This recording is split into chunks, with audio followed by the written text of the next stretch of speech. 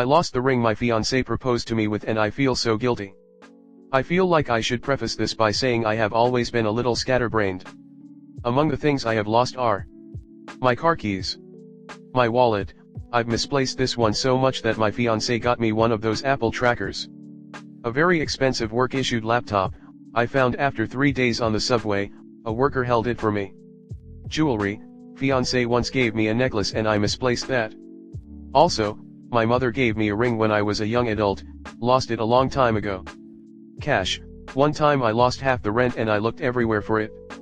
Eventually it popped up but I don't know how I missed it. Headphones.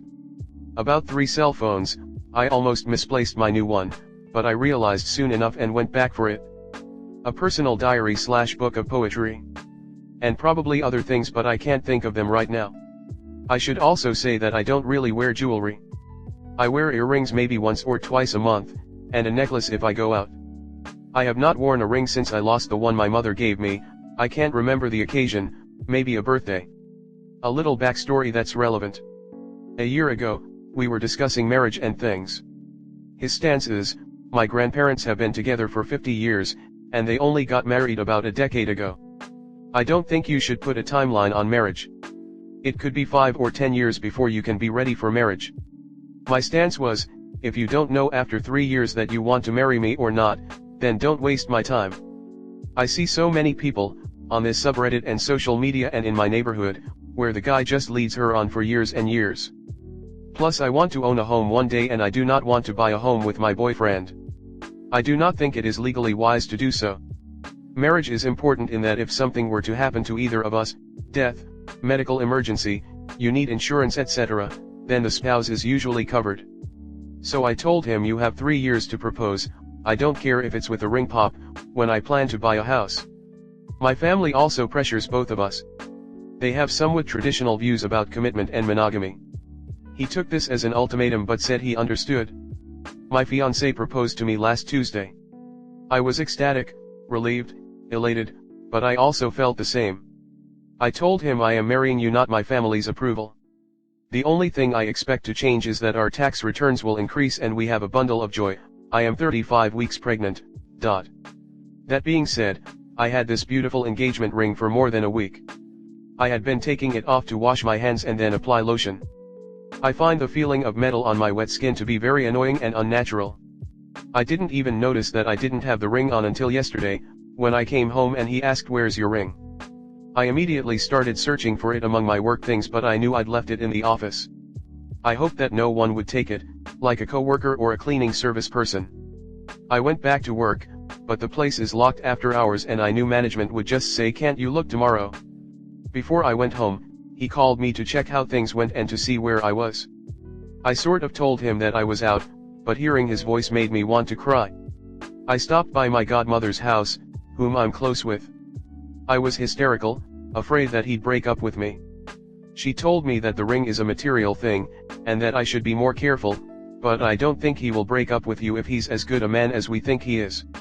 I got home last night, and before I went to bed, I reiterated how sorry I was and how devastated and ashamed I felt at losing something so important in a little over a week. He said not to worry, he has a solution, and that he's not mad, which I found hard to believe but it could have been my own guilt. I went in today and checked my desk, couldn't find it.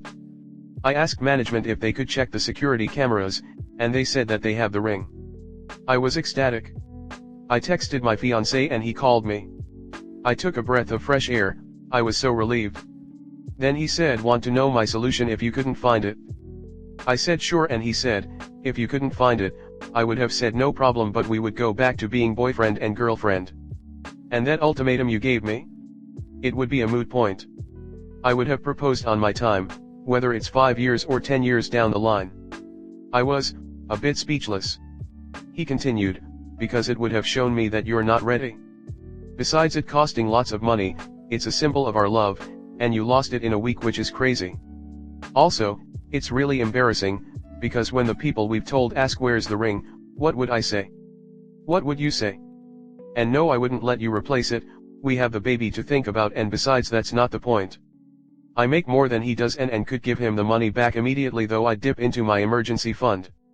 I asked him, could we maybe compromise, and I get a tattoo and wear it for special occasions. He said no and wouldn't really say much else, just he had to get ready for work. I know what he's thinking. Like here I spent all this money and she don't even want to wear it. I also see his point and just don't know what to do. I still feel ashamed that I can't even keep up with something so important. Comment. I don't have the relationship advice portion but can offer ring advice. So I have a rule for my rings: if I remove them at home then it goes straight to the ring box on the shelf, ring box never moves, and if I remove them outside then 1. Use ring holder necklace, special necklace that I don't have to unclasp, or 2. Put ring between my teeth to wash hands, or 3. I have to keep it on. Make some rules for yourself that you have to follow. Don't put them near the sink, don't put them in your pocket, don't put them in your purse, etc.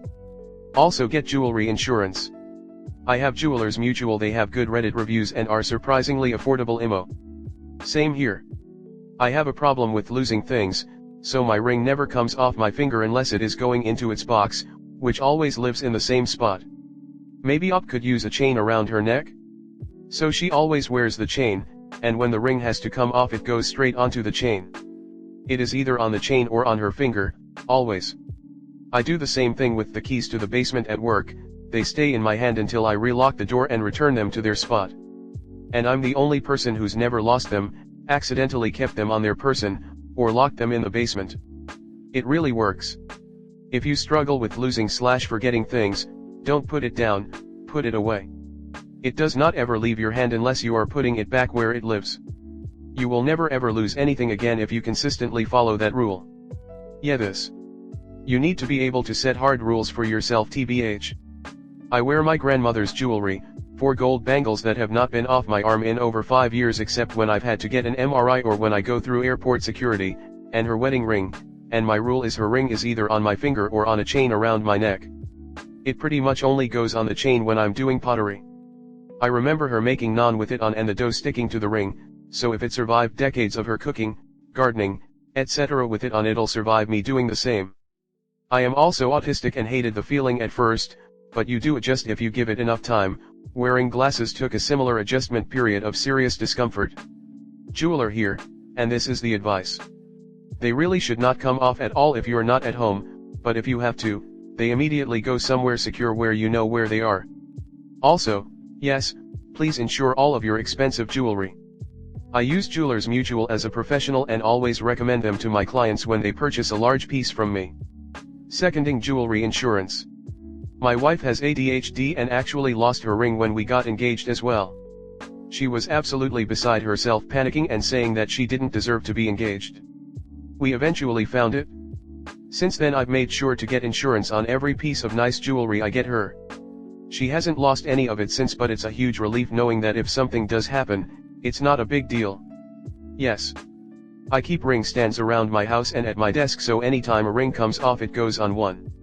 I really struggle with losing things. My dad insists I'm the only person he knows who can lose their shoes. I had to start making a very conscious effort to take 10 seconds to look behind me every time I leave somewhere, especially public transport. Ask yourself, do I have my things, and actually check. Keep trying to make a conscious habit of it. Once it saves you once or twice it becomes more ingrained. I still lose things sometimes, but I have never lost 3 coats in 1 week ever again. This up. You need tools. At your desk you have a ring box in a drawer. Then you add a reminder to your phone for 5 minutes before you are supposed to leave. Ring in box at home you have one spot it goes at. Same with your keys and wallet. They go into the same spot in your bag. You are going to have a million more things to manage with a new baby and mommy brain on top of that. You need to set yourself up with a toolbox that works for you. Even if you are not diagnosed ADHD, look into the subs or TikToks for tools that will help you stay on top of your stuff. Next story 2.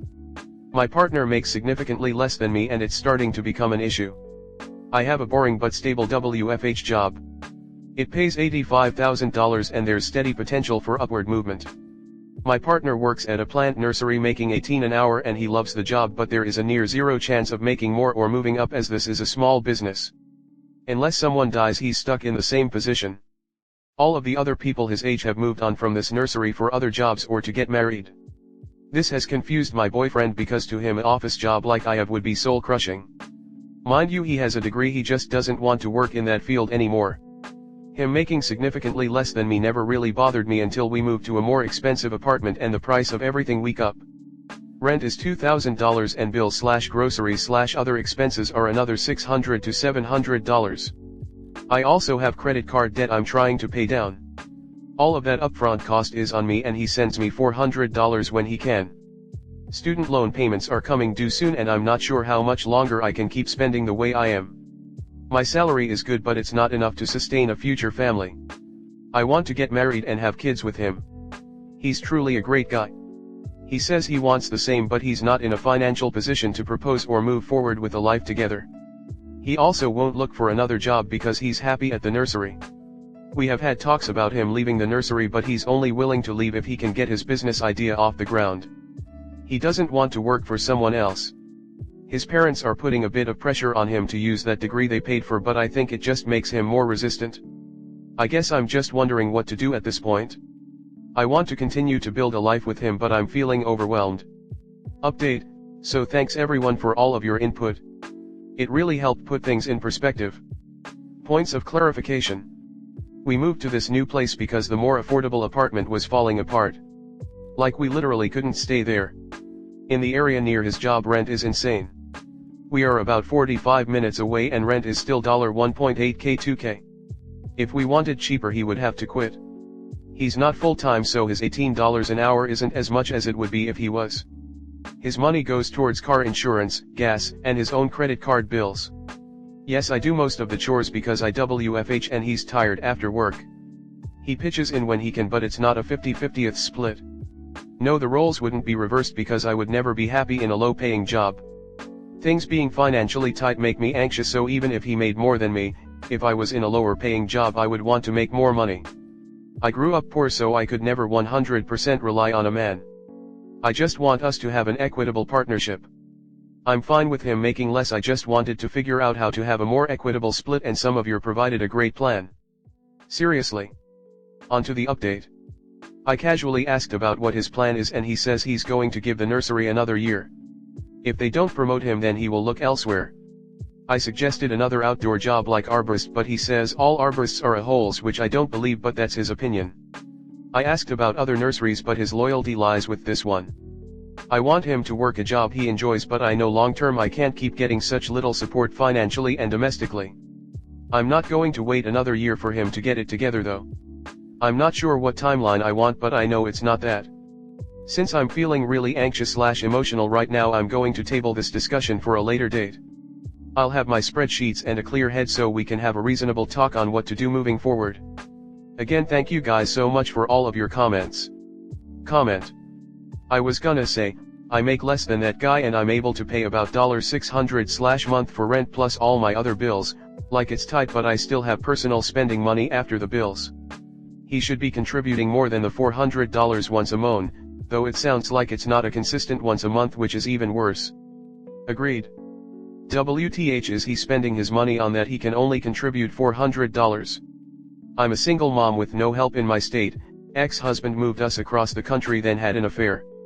I make $17/hour and can still afford my $1,250 rent and all my bills just fine.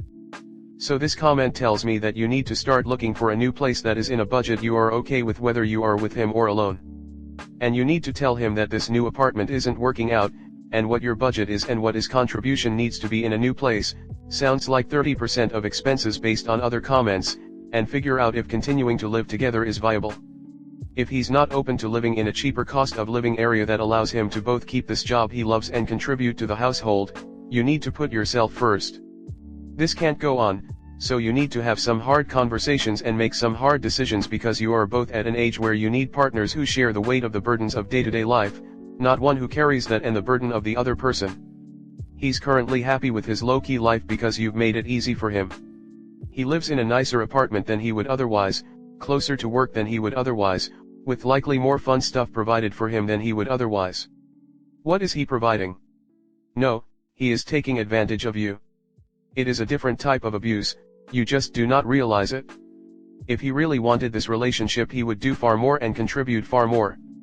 I feel bad for you, Your insecurity and lack of self-esteem due to past relationships has lowered your bar really to the ground, that you do not realize you're in a situation that is just a shit cake with a different frosting. I think you should talk to a therapist and they might open your eyes as to how you are being taken advantage of. $400 is nothing. And you never mentioned him paying for food or other bills.